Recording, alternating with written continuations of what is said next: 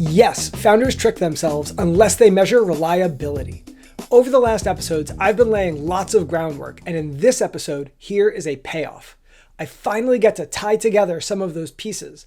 I am super excited to share with you what I consider to be a major breakthrough in the field of entrepreneurship. To me, founders today are kind of like medieval bakers sticking their hands in an oven and saying that it feels hot. Judgments based on vibes result in lots of wasted effort. Sometimes we burn the bread, sometimes we end up with raw, uncooked dough. Either way, it's a mess. When bakers started measuring temperature, that enabled reliable, consistent outcomes. Today, I'm sharing with you two new terms that will do for startups what the concepts of Celsius and Fahrenheit did for baking. Those words are content analysis and Krippendorff's alpha. Most founders have never heard of these tools, but they desperately need to. The thing that I hate in this world is that founders today usually waste a year on a startup idea before recognizing that it will never really get customers. The entire goal of Nascent is to provide founders with a toolkit that dramatically reduces that time down to days. So if you want to learn how we can avoid wasting time by tricking ourselves, then stick around because that is the focus of today's episode. Welcome to the Nascent Podcast. I'm Mike Vladimir, and I am obsessed with startups with no customers. Nascent is a structured, reliable way to measure the invisible signals that reveal the potential for a startup to get customers. If you are pivoting to a new startup idea, this is especially relevant for you, so please hit that subscribe button. This is episode 30. Yes, founders trick themselves unless they measure reliability. So how did we get here? In the previous episodes, I've said that a founder has just one priority when they have a startup idea. They need to search for a signal about their startup's likelihood to get customers. And the best way to do that is through discovery interviews, by speaking with people who might become the startup's first customers. As a mentor, I've seen that founders often struggle with discovery interviews. In terms of data gathering, founders have told me that they're unsure what questions to ask. And then with data analysis, founders also say that they don't know how to make sense of the answers that they get. Nascent addresses this challenge with a tool called the yardstick of pain that lets founders characterize the emotions of an interviewee as either hurting or fine or joyous, which we explored in depth in episode 28. All this to say, founders' challenges around data gathering and data analysis are important, but I think there's an even bigger issue with reliability, and that is the focus of today's episode. How can we really be confident in our analysis? I do not think that vibes are enough. As much as I've been encouraging you to adopt this yardstick of pain, I hope that you've also been asking yourself, why should you trust Mike and why is this tool reliable? I believe that reliability is the key question, whereas most other startup experts stress the importance of founders feeling confident in their startup idea. Unfounded confidence is not reliable when it's based on vibes.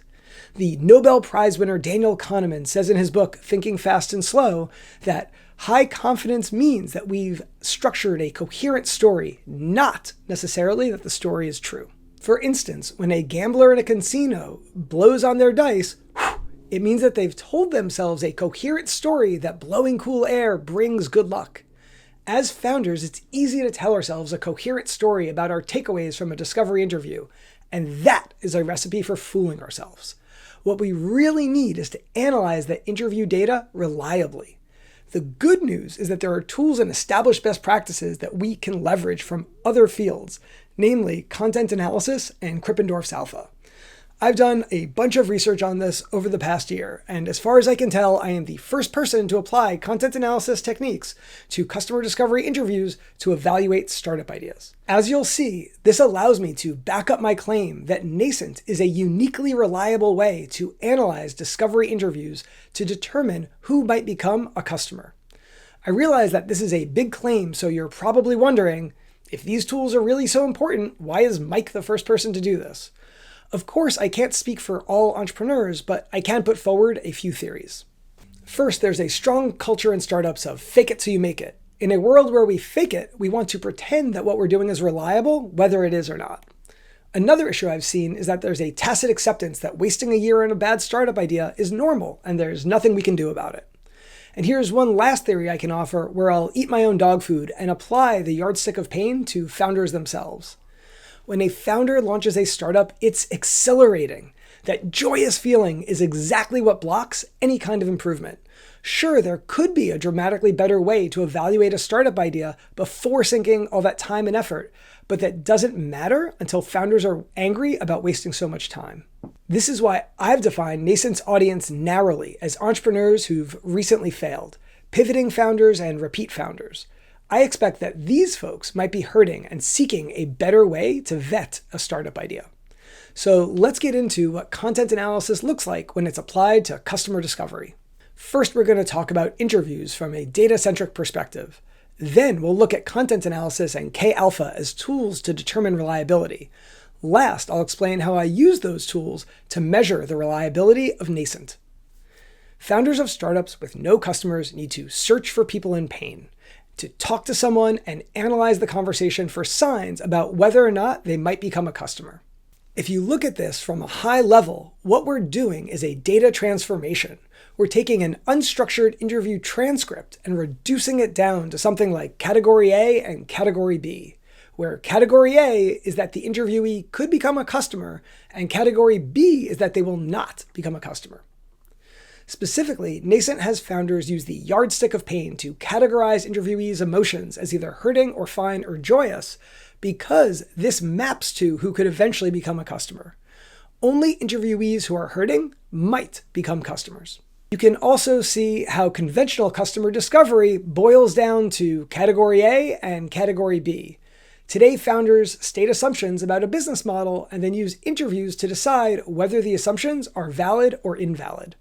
So analyzing interviews is all about data transformation, going from a raw, unstructured interview transcript to selecting among categories. This big idea of analyzing interviews is part of a field of study called content analysis. Up till now, it's largely been focused on the social sciences. A guy named Klaus Krippendorff wrote the first edition of the definitive textbook back in 1980. He went on to publish multiple editions, most recently in 2018. Krippendorff said that content analysis is, quote, a research technique for making replicable and valid inferences from texts. What this means for founders is that content analysis offers us a way to make reliable inferences from discovery interviews. Let's be clear, we are already doing this data transformation. Every time a founder speaks with someone about a startup idea, they are making inferences. Content analysis just lets us do it reliably. I'm going to nerd out for a minute with a quick history of content analysis because I am fascinated by how broad it is, and then we'll get into its mechanics and apply it to startups. Back in the 1700s, there was a scandal in Sweden about these religious hymns and whether they were dangerous or safe. The whole debate was about data transformation, how to categorize religious hymns. Fast forward a couple hundred years, and a similar challenge arises again with newspapers. Lots of people say that the Wall Street Journal has a conservative bias and that the New York Times is liberal. But how do we prove it? How can we reliably transform that data to show the bias of these newspapers? Or, in the case of startups, how do we analyze discovery interviews for signs of a customer? Although religious hymns and newspapers and tech startups are wildly different, they all face the same data transformation problem. Klaus Krippendorff developed content analysis as a way to solve this problem. Before I give you his solution, first let me give you the easiest and silliest way to transform unstructured text into categories. Here is what you can do. Take your newspaper, your interview transcript, whatever, and just throw it in the trash. Then you simply flip a coin, and that will give you a category. Of course, I am joking. What matters here is that randomly flipping a coin will generate results. It's just that the results will be meaningless. This joke highlights my favorite part of content analysis. It's very easy for us to accidentally invent a fancy coin flipping machine and not realize it. The field of content analysis shows us that our data transformation scheme, our coding manual, is not what's most important. The thing that really matters is how it compares to random chance.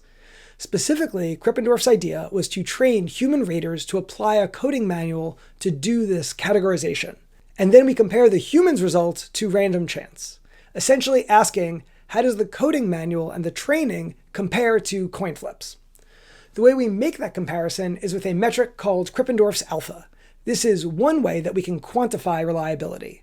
K alpha goes from 0 to 1, where 0 means that the categorization scheme is completely random, and 1 is perfect reliability, meaning that all of the raters are in perfect alignment. Their categorization is not a fancy coin flipping machine. Roughly speaking, high inter-rater reliability is a value of K alpha that's something like 0.8 or higher, whereas a K alpha below 0.6 indicates that the data transformation is not reliable. So with content analysis, what we're really talking about is going from the wrong question, which is, do we have a process for data transformation, to the more meaningful question of how reliable is our process? Here's how I applied content analysis to measure Krippendorff's alpha for Nascent. Back in episode 28, we talked about a case study where a founder named Flora used Nascent to evaluate her idea for a startup called Bundle Shop. Today, we're going to revisit that case study through the lens of reliability. Again, Flora's idea was to create an app for moms to shop for bundles of stuff for their kids.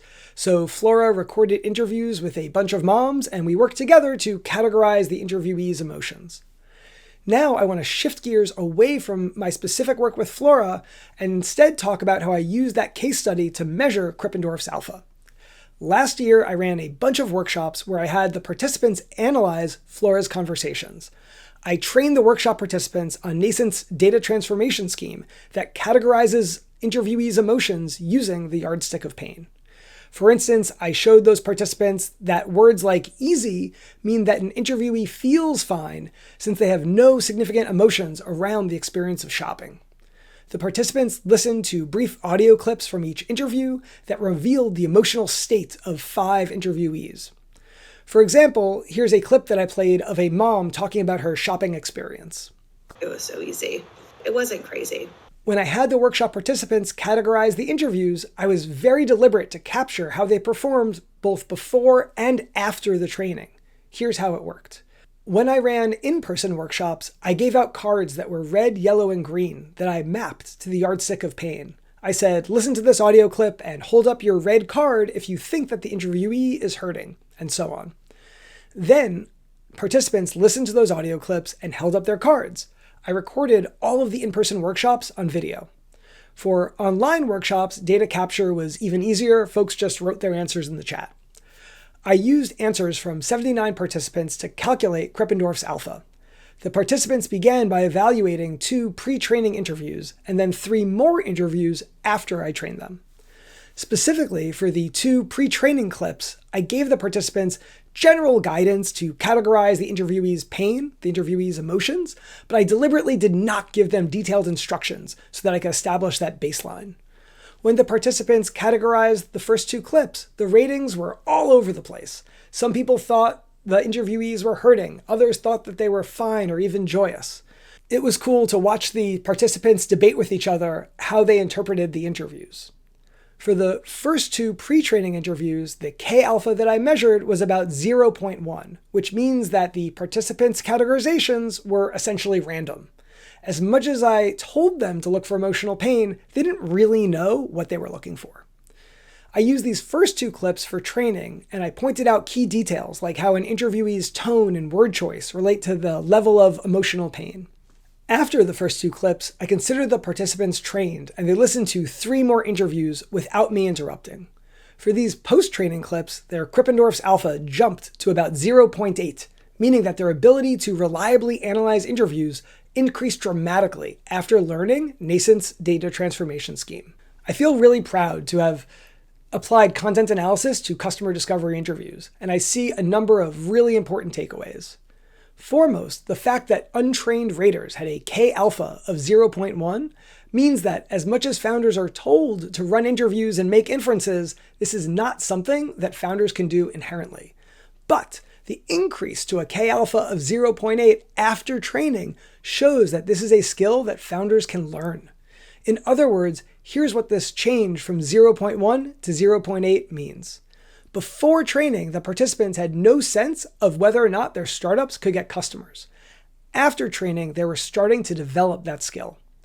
I want to be clear that I consider this just the beginning. Everything that we're talking about in this episode comes from just 79 raters evaluating 5 audio clips from 1 startup. Currently, my biggest bottleneck is that I need to pick out these audio clips manually, which is really time-consuming and tedious. I want to work with founders to analyze many more clips from lots of startups, but that's going to require software, which I'm eager to build. When I say that founders need to know about content analysis and Krippendorff's alpha, I don't think you need to be experts in this.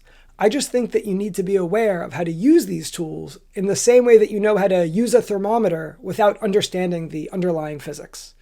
When someone tells a baker that the oven is hot, they don't accept it at face value. The baker asks for a temperature. In that same way, as a founder, if someone tells you that an interview means something, I hope that you'll ask them, how did you measure it? And if they didn't measure it with content analysis or something similar, then their data is probably unreliable and misleading. If you want to learn Nascent's approach to data transformation, I offer workshops. For bootstrapped founders, you can request for your local startup incubator or accelerator to host me. And if you're a founder with a funded startup, I offer personalized workshops to train your team on how to reliably analyze interviews. Details in the show notes. If you know of another founder who's still using vibes to interpret discovery interviews, please send them this episode. I work with founders who are pivoting their startup and want to avoid wasting another year on a bad idea. If that's you, let's get on a call. You can schedule time with me using nascentidea.com. I always welcome feedback via email. My address is podcast@nascentidea.com, or you can tweet me @nascentidea. If you've enjoyed this episode, please be sure to like, comment, subscribe, and leave me a rating or a review. For more episodes, go to YouTube, Apple Podcasts, and Spotify. Follow me on X @NascentIdea and subscribe to the Substack. Links in the show notes with all of the details. Thanks again for listening. Okay, creators, let's avoid tricking ourselves. You got this.